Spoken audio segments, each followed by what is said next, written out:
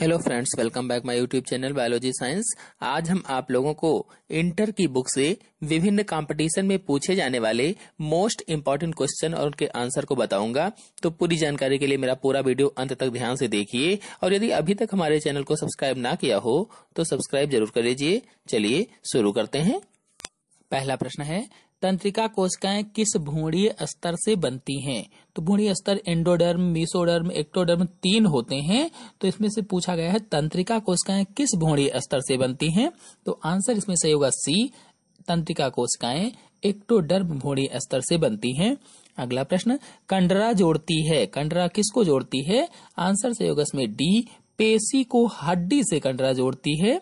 अगला प्रश्न है, उपास्थि निर्माण करने वाली कोशिकाएं, उपास्थि निर्माण करने वाली कोशिकाएं क्या कहलाती हैं? तो इसमें आंसर सही होगा बी, कॉन्ड्रोसाइट्स कहलाती हैं।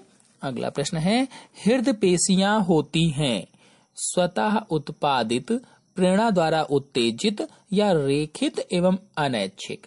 अर्थात हृदय पेशियां अनैच्छिक पेशियां होती हैं। तो अनैच्छिक पेशियां वे पेशियां होती हैं जो आपकी इच्छा के अनुसार नहीं बल्कि अपनी इच्छा के अनुसार कार्य करती हैं, अर्थात लगातार बिना रुके बिना थके कार्य करती रहती हैं। अगला प्रश्न है, सीलोम गुहा की दीवार की कोशिकाएं कैसी एपिथेलियम बनाती हैं? रोमाभ, सल्की, स्तंभी, ग्रंथिल? तो सीलोम गुहा की दीवार की कोशिकाएं सल्की एपिथेलियम बनाती हैं। अगला प्रश्न है, लंबी हड्डियों के सिरों पर लचीली संधाई गद्दियां किसकी बनी होती हैं? लंबी हड्डियों के सिरों पर लचीली संधाई गद्दियां किसकी बनी होती हैं? तो आंसर इसमें सही होगा सी, उपास्थि की बनी होती हैं। अगला प्रश्न है, शरीर में कुछ ऊतक जैसे कि पेशियां अन्य ऊतकों से अधिक सक्रिय होते हैं। ऐसे ऊतकों की कोशिकाओं में कौन से कोशिकांग अपेक्षाकृत अधिक और बड़े होने चाहिए? तो इसमें से ऑप्शन दिए गए हैं केंद्रक, सेंट्रियोल्स, राइबोसोम्स, माइटोकॉन्ड्रिया। तो आंसर इसमें सही होगा माइटोकॉन्ड्रिया, डी वाला। अगला प्रश्न है, रेखित एवं ऐच्छिक पेशियां किसमें पाई जाती हैं? अर्थात रेखित और ऐच्छिक पेशियां किसमें पाई जाती हैं? तो इसमें आंसर सही होगा पादों में, बाकी यकृत, हृदय और फेफड़े में नहीं पाई जाती हैं। अगला प्रश्न है, रुधिर होता है एक प्रकार का मैट्रिक्स, कोशिका पिंड, अंग, तरल संयोजी ऊतक? तो रुधिर एक प्रकार का तरल संयोजी ऊतक है। आंसर सही होगा डी वाला। अगला प्रश्न है, सल्की एपिथेलियम की कोशिकाएं होती हैं चपटी, चौकोर, आयताकार, स्तंभी? तो सल्की एपिथेलियम की कोशिकाएं चपटी होंगी। आंसर सही होगा ए वाला। अगला प्रश्न है, कशेरुकियों के शरीर में अरेखित पेशियां पाई जाती हैं, यानी जो रीढ़ की हड्डी वाले जीव होते हैं, जो कशेरुकी जीव होते हैं, उनमें अरेखित पेशियां कहाँ कहाँ पाई जाती हैं? पादों में, ग्रीवा में, नेत्र गोलकों से जुड़ी। और चौथा है मूत्राशय, आहार नाल, उपतारा आदि में। तो इसमें से आंसर से होगा डी वाला, मूत्राशय, आहार नाल, उपतारा आदि में या कशेरुकियों के शरीर में अरेखित पेशियां पाई जाती हैं। अगला प्रश्न है, किसके चारों ओर की कोशिका कला को सार्कोलेमा कहते हैं? तो आंसर इसमें सही होगा पेशी तंतु, सी वाला। अगला प्रश्न है, स्नायु जोड़ता है, स्नायु किसको किससे जोड़ता है? तो इसमें आंसर सही होगा हड्डी को हड्डी से स्नायु जोड़ता है, जबकि कंडरा किसको जोड़ती थी? पेशी को हड्डी से, यानी कंडरा पेशी को हड्डी से जोड़ती है, जबकि स्नायु हड्डी को हड्डी से जोड़ता है। ये दोनों प्रश्न इंपॉर्टेंट हैं, अधिकतर कॉम्पिटिटिव एग्जाम्स में पूछे जाते हैं। अगला प्रश्न है, हड्डी को 3 दिन 10% पोटेशियम हाइड्रोक्साइड या KOH में रखें तो क्या होगा? हड्डी को यदि 3 दिन 10% पोटेशियम हाइड्रोक्साइड या KOH में रखा जाए तो अप्रभावित रहेंगी, बाकी तीनों ऑप्शन गलत होंगे। अगला प्रश्न है, इनमें से किसमें पेशी तंतु होते हैं लेकिन गमन का कार्य नहीं करते? यानी पेशी तंतु तो होते हैं लेकिन गमन का कार्य नहीं करते। तो आंसर इसमें से होगा बी, मनुष्य के हाथ की अंगुलियों में पेशी तंतु होते हैं लेकिन गमन का कार्य नहीं करते हैं।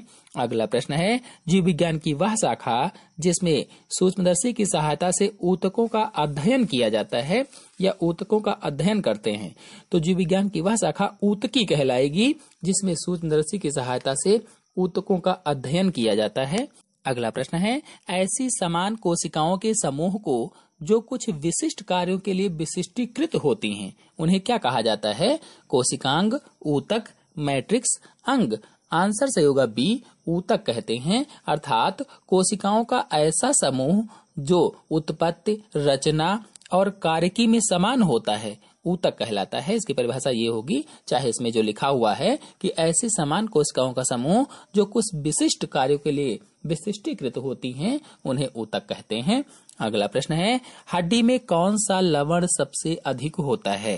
यानी हड्डी में लवण कौन सा सबसे अधिक होगा? तो आंसर सही होगा इसमें डी, कैल्शियम फास्फेट सबसे अधिक होता है। अगला प्रश्न है, हृदय पेशियां सिकुड़ती हैं, तो हृदय पेशियां सिकुड़ती हैं। आंसर इसमें सही होगा बी, बिना थके जल्दी जल्दी। यानी हृदय पेशियां जो होती हैं, जो हृदय पर हमारे पेशियां पाई जाती हैं, वो बिना रुके, बिना थके जल्दी जल्दी कार्य किया करती हैं।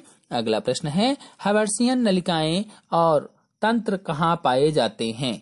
हर्शियन नलिकाएं और तंत्र कहाँ पाए जाते हैं? तो आंसर सही होगा केवल स्तनियों की हड्डियों में पाए जाते हैं, डी वाला। अगला प्रश्न है, मास्ट कोशिकाएं किसमें होती हैं? मास्ट कोशिकाएं पेशियों में, तंत्रिका तंतु में, संयोजी ऊतक में, उपकला ऊतक में।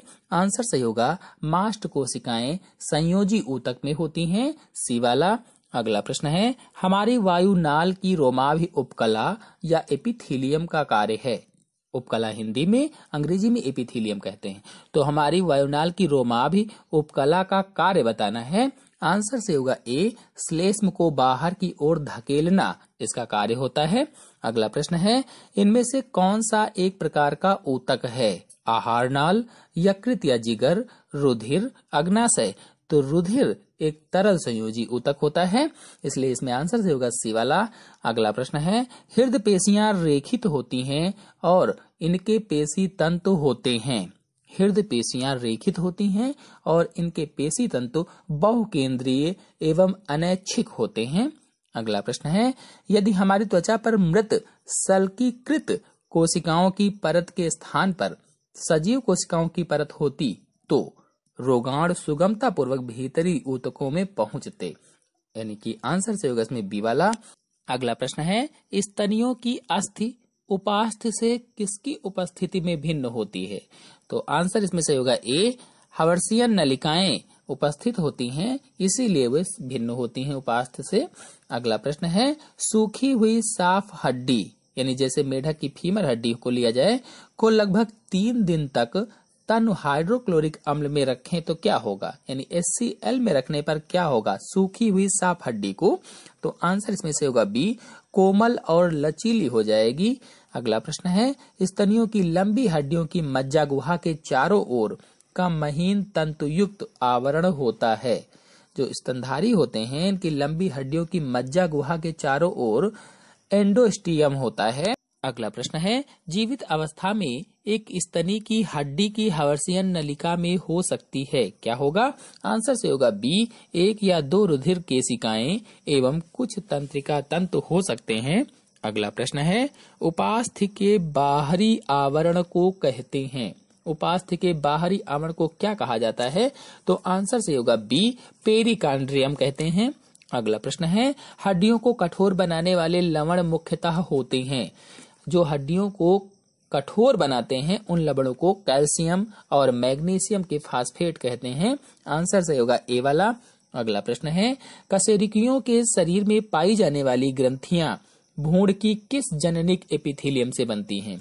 तो आंसर से होगा इसमें डी, एक्टोडर्म, मीसोडर्म और एंडोडर्म यानी तीनों जननिक एपिथेलियम से बनती हैं। अगला प्रश्न है, जीवित मेढक को कुछ देर जल में रखने पर इसकी त्वचा पर से महीन झिल्ली के टुकड़े उतर आते हैं। ये कैसी उपकला के बने होते हैं? स्तंभी, सल्की, रोमाभ, घनाकार। आंसर से होगा बी, सल्की उपकला के बने होते हैं या सल्की एपिथेलियम के बने होते हैं। अगला प्रश्न है, मास्ट कोशिकाएं किस पदार्थ का श्रावण करती हैं? मास्ट कोशिकाएं, ये जो तीनों लिखे हुए हैं, सेरोटोनिन, हिपैरिन और हिस्टामिन, तीनों पदार्थों का श्रावण करती हैं। अगला प्रश्न है, पेशियों की उत्पत्ति किस भ्रूणीय जननिक स्तर से होती है? तो पेशियों की उत्पत्ति मीसोडर्म से होती है। आंसर सही होगा सी वाला। तो आशा है मेरे द्वारा बताए गए सभी प्रश्न और उनके उत्तर आपको अच्छी तरह से समझ में आ गए होंगे। तो आज के अंक में इतना ही। अगले अंक की जानकारी के लिए मेरे चैनल को सब्सक्राइब कर लीजिए और साथ में बेल आइकन को भी प्रेस कर लीजिए ताकि अगले वीडियो की नोटिफिकेशन भी, उसकी जानकारी भी आपको सबसे पहले प्राप्त हो जाए। धन्यवाद।